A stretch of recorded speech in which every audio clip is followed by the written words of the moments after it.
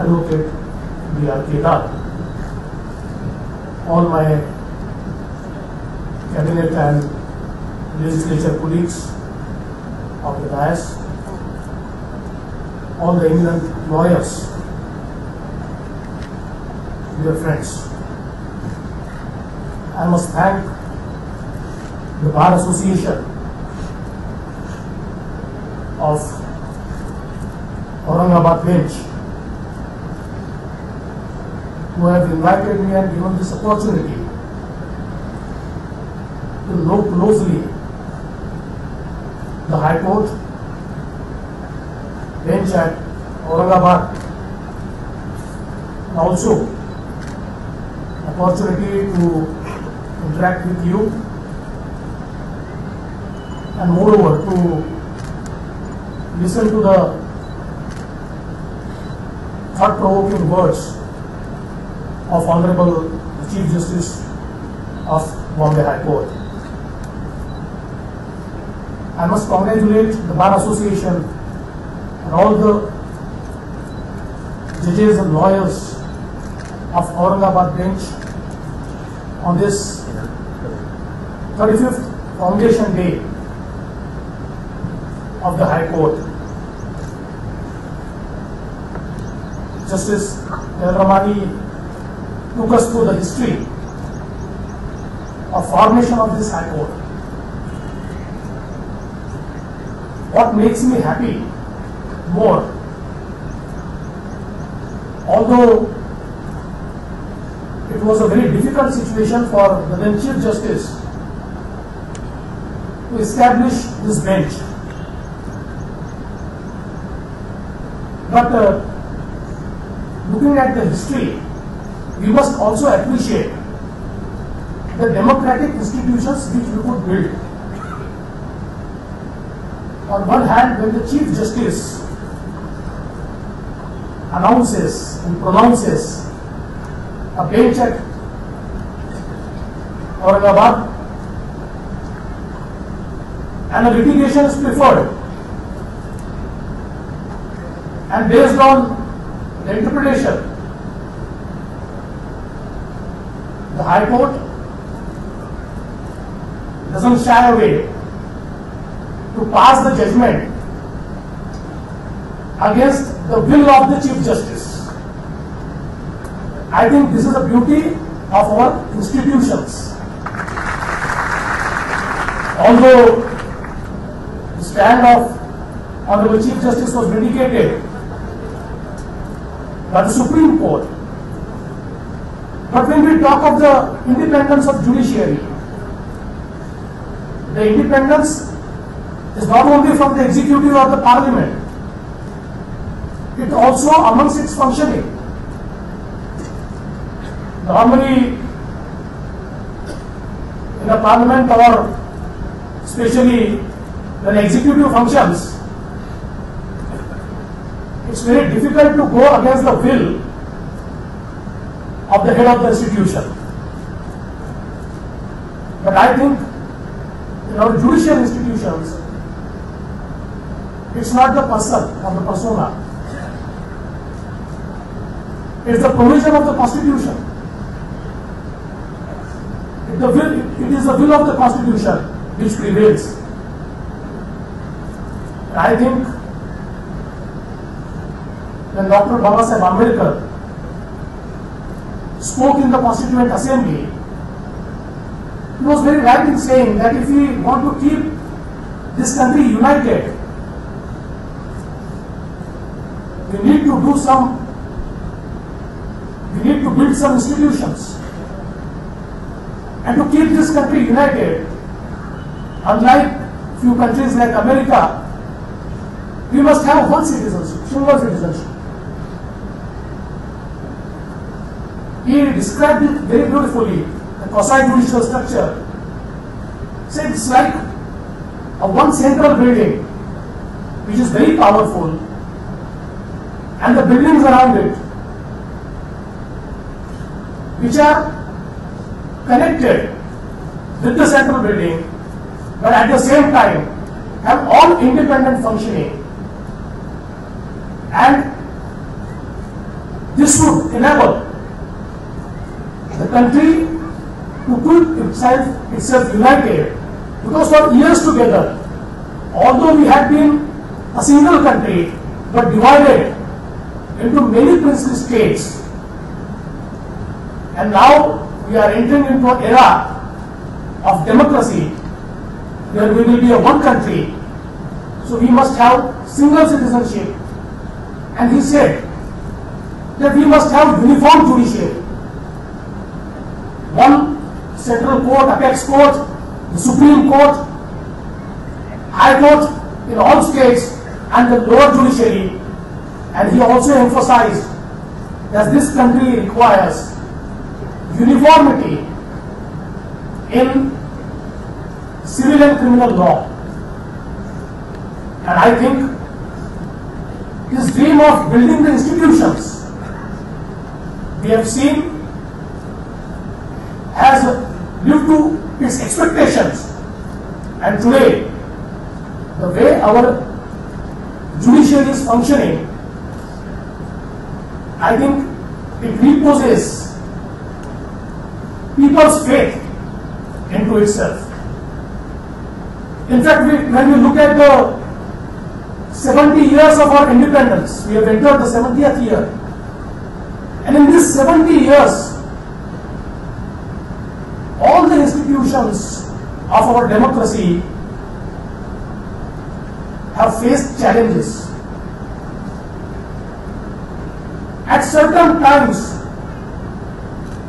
there have been cases of crisis of credibility.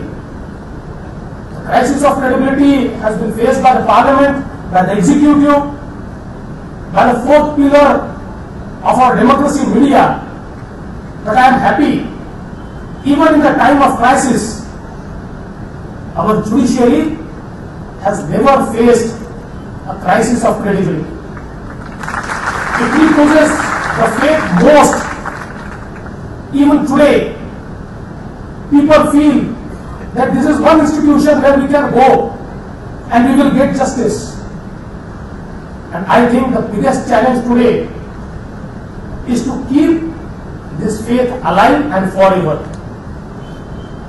I may seem audacious, but it is time to introspect, to have a wake-up call, because the institutions are built with the mights of and efforts of many people, but it requires very few people to destroy an institution. And I feel that one institution, that is judiciary, should keep this faith alive. And I think the democracy will always be indebted to the judiciary for keeping this faith alive, and it will also enhance the faith of people in democracy. I think today, Honorable Chief Justice has actually said very right things. We really require the alternate mechanisms. In fact, the way our courts are burdened with litigations, on one hand, yes, there are issues of infrastructure, of manpower, but they will always be there. We are a billion-plus nation. Can't we have systems where the alternate mechanisms are more effective? Justice Bode was telling me that the Aurangabad bench has been practicing mediation for quite a long time, and it has done the maximum efforts into mediation. I think that is laudable, because unless we have alternate mechanisms, we will not be able to deburden the courts. In government, we have started an exercise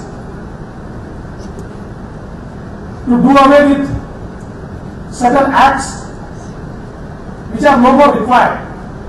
Our Law Commission has recommended scrapping of 179 acts. In Maharashtra, you have more than 500 laws, and few are such that they overlap each other. Few are such they contradict each other. To suit the situation, the laws were enacted, and now with all those laws, you have a burden on the judiciary.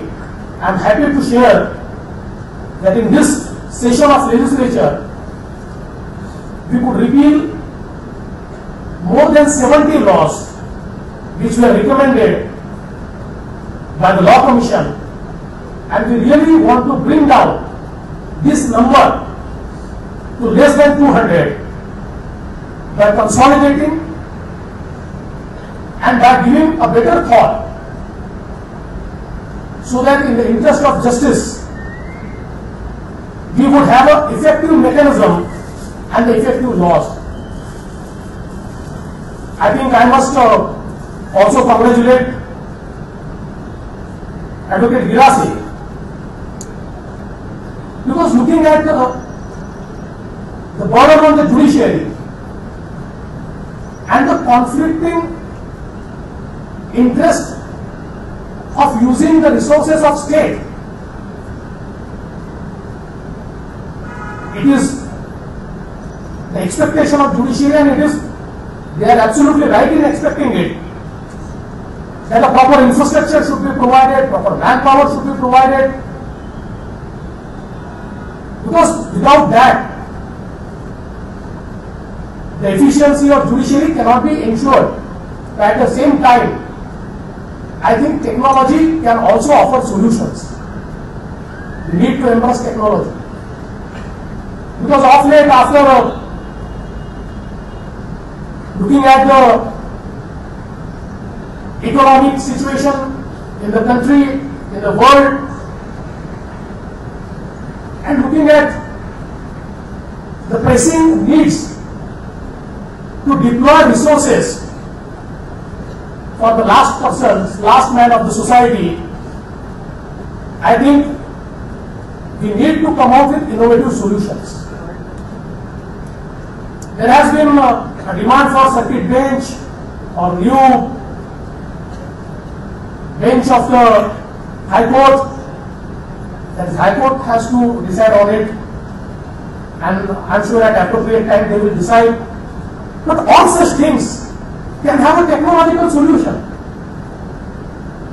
I think lot of things can be eased, lot of efforts can be eased through technology, and I must offer from the government side, Honorable Ma'am, we are absolutely ready to work with the High Court to embrace the latest technologies, so that certain burden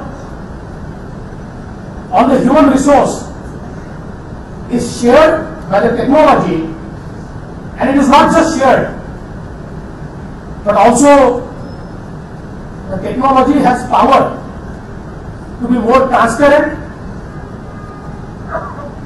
to ensure equity, equality, to create a level playing field,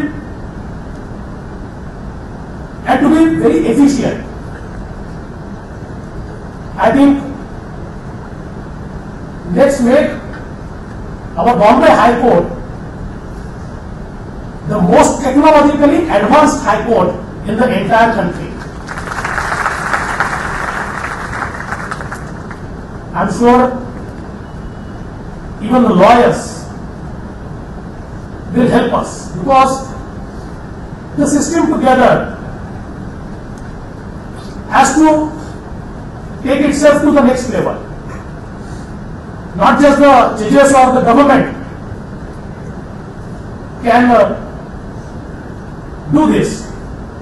I think the role of the lawyers is most important, and I am sure that you will also agree, and all of us will come out with some innovative solutions. As regards the National Law University, I think we are committed, absolutely committed to start a National Law University at Aurangabad. And whatever help from the government side is required, we are ready to provide. My only request at this juncture would be that we need to work out a formula where at least 30% of the seats in the National Law University are reserved for the students from Maharashtra. Because although it's an institution of national and international repute, but ultimately the Constitution has made me responsible to the legislature, and the legislature asked me that for every national law school you are spending around 1,000 crores, and why not a single seat is reserved for the students from Maharashtra. I think together we can work this out, because the act has been enacted by the state legislature. With your guidance, we will work on it, and I think we really require the people, the lawyers of international repute to be present before all the benches of Bombay High Court, and this will really help us in taking it to that level. I am happy for last 2 years I have experienced very good relations with the judiciary, although at certain times the judiciary has been very critical, but I think it's their job, so I have no regrets. In fact, I do appreciate that sometimes the government requires a shock treatment. My only concern is that when the entry is lateral, the lateral entry does not look at the legacy issues. So the lateral entry should also look at the legacy issues. Unless we look at the things holistically, I think the shock treatment may go wrong way. But I am very happy that whenever any issue of importance, of social, economic importance, any issue which concerns with the last man of society, that has been addressed by our courts. And as an executive, I would like to assure that although there is a theory of separation of powers, but the powers are separated for independent functioning. Our goal is same. There is no separation in the goals. All of us want to achieve the same goal. The goal which is set by our Constitution. So we would work together, and we will find out solutions in the best interest of the society. या निमित्ताने अत्यंत महत्त्वाची गोष्ट जी माननीय बोडे साहेबांनी या ठिकाणी सांगितली, आता उच्च न्यायालयामध्ये आपण स्ट्रेंथ देखील वाढवली आहे. आपण 76 वरून 94 वर गेलो आहोत, आणि त्यामुळे इन्फ्रास्ट्रक्चरचे प्रॉब्लेम्स आहेत.